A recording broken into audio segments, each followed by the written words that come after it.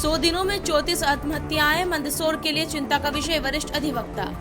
मंदसौर जिले में पिछले 100 दिनों में 34 लोगों द्वारा आत्महत्या किए जाने की घटनाओं को लेकर वरिष्ठ अधिवक्ता पुखराज दशोरम डॉक्टर राघवेंद्र सिंह तोमर ने चिंता जताई है।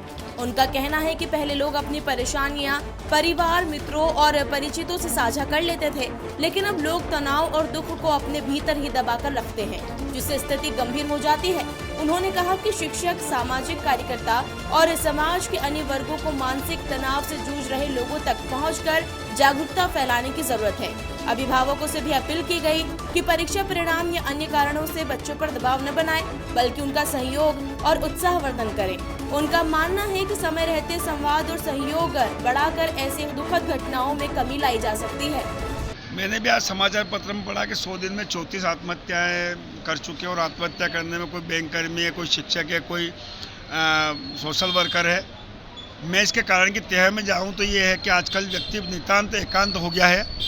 पहले के ज़माने में आदमी अपने दुख सुख को अपने यार दोस्तों से शेयर करता था, अब वो किसी का भी विश्वास नहीं करता और अपने दुख सुखों को कोई शेयर नहीं करता है।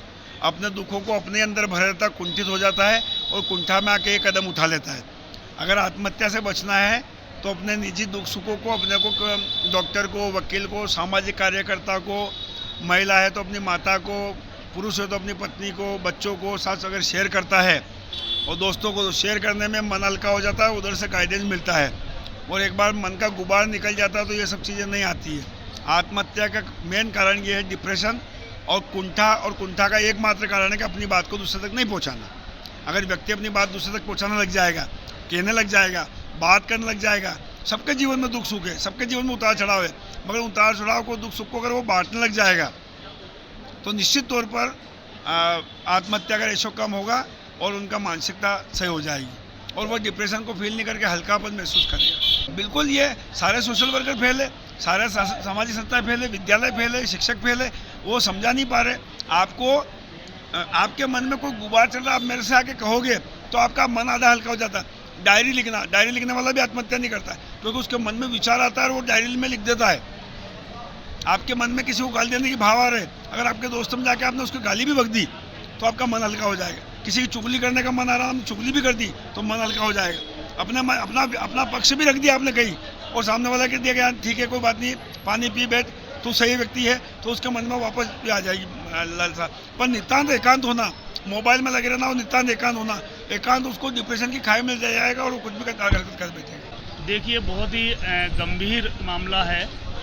जिस तरीके से वर्तमान दौर में लगातार युवा पीढ़ी और नौजवान, खास करके नौकर पेशा लोग जो दबाव की ज़िंदगी जी रहे हैं या जिनके ऊपर काफ़ी दबाव रहता है या तनाव में रहते हैं, ऐसे लोगों के द्वारा लगातार जो आत्महत्या की गई हैं या आत्महत्या के प्रयास किए गए हैं, इस दिशा में हमको जागरूकता सामूहिक रूप से चलाने की बेहद ज़रूरत है।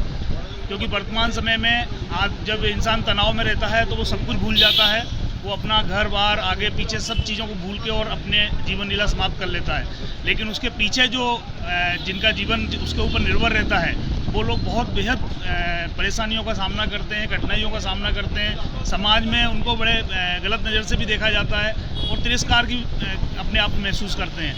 तो मेरा ये मानना है कि हम सबको, हमारी सबकी एक सामूहिक जिम्मेदारी ये बनती है कि जब आप देखते हैं परिवार में अगर कोई व्यक्ति तनाव में है, महसूस हो जाता है, पहले से चेतावनी मिल जाती है कि ये व्यक्ति तनाव में है या इसके मन में क्या चल रहा है, तो हमें ऐसे प्रयास करने चाहिए कि जो कहीं आपके संपर्क में ऐसा कोई व्यक्ति आए जो लगता है कि तनाव में जीवन जी रहा है या उसके स्टेटस से, आजकल सोशल मीडिया पे काफ़ी स्टेटस डालते हैं लोग, तो उससे भी एहसास हो जाता है कि इस व्यक्ति के जीवन में कुछ ना कुछ गड़बड़ चल रही है। तो हमको ऐसे लोगों का मनोबल बढ़ाना चाहिए, उनसे बातचीत करना चाहिए, खास करके परिवार के सदस्यों को ज़्यादा से ज़्यादा समय उनके साथ बिताना चाहिए ताकि उनके अंदर क्या चल रहा है, कोई हलचल हो रही है तो उनको महसूस हो सके।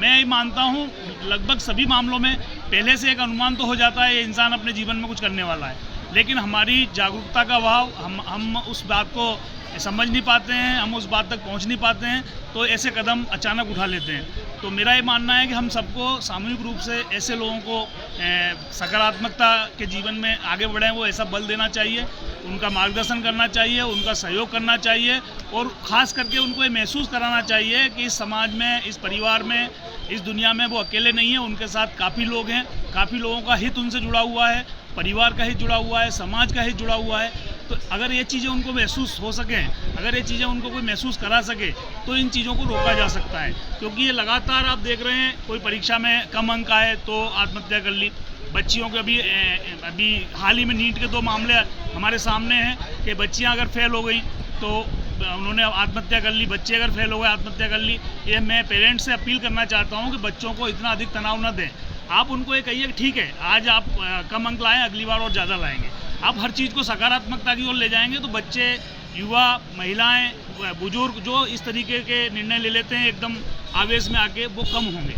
तो इसमें सामूहिक जिम्मेदारी बनती है और इस चीज़ को ये भी देखना चाहिए परिवार के सदस्यों को खास करके। कहीं आपको लग रहा है कि उनके परिवार का कोई सदस्य काफ़ी दिनों से विचलित है, वो बहुत परेशान है, वो अकेलापन महसूस कर रहा है, तो उनसे बातचीत करने के साथ साथ, उनके रिश्तेदारों के साथ जोड़ने के साथ साथ उसको मनोचिकित्सक को भी दिखाना चाहिए।